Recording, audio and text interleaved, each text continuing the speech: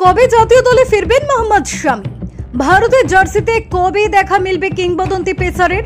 ভারতীয় ক্রিকেট প্রেমীদের এটাই এখন লাখ টাকার প্রশ্ন। এ নিয়ে আজকে আমাদের প্রতিবেদন। বিস্তারিত জানতে ভিডিওটি শেষ পর্যন্ত দেখুন। চোট সারিয়ে সবেমাত্র কামব্যাক করেছেন ঘরোয়া ক্রিকেটে, কিন্তু জাতীয় দলের হয়ে প্রত্যাবর্তন এখনো বহু দেরি মোহাম্মদ শামি। বিসিসিআই সূত্রে খবর, তারকা পেসারকে একগুচ্ছ শর্ত দেওয়া হয়েছে। সেগুলি পূরণ করতে পারলে তবেই ফের দেশের জার্সিতে খেলতে পারবেন বঙ্গ পেসার।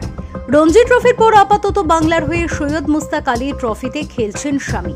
সেখানে বঙ্গ পেসার কেমন খেলছেন সেদিকে নজর রাখছেন বোর্ড কর্তারা।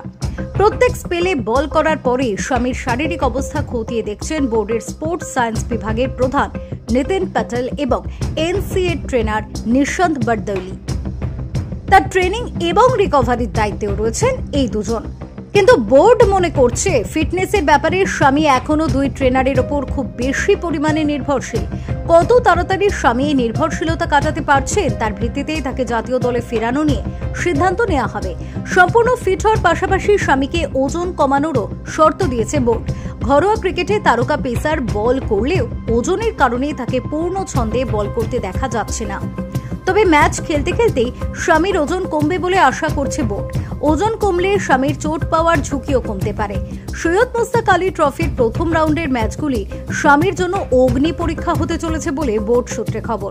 তবে শামিকে নিয়ে তাড়াহুড়ো করতে মোটেই রাজি নয় বিসিসিআই, কারণ ফেব্রুয়ারি মাসে চ্যাম্পিয়ন্স ট্রফি রয়েছে। সেখানে ফিট শামিকে খেলাতে চাইছে বোর্ড। আপাতত ঘরোয়া ক্রিকেটের চ্যালেঞ্জ পেরিয়ে অস্ট্রেলিয়ায় পাড়ি দিতে পারেন শামি। ভারতীয় দলের সঙ্গে নেমে পড়তে পারেন অনুশীলনে, কিন্তু প্রথম একাদশে খেলার সম্ভাবনা খুবই ক্ষীণ। যদি খুব ভালো রিকভারি হয় তাহলে বর্ডার গাভাস্কার ট্রফির তৃতীয় টেস্টে হয়তো খেলতে পারেন শামি। ব্যুরো রিপোর্ট, জি স্পোর্টস।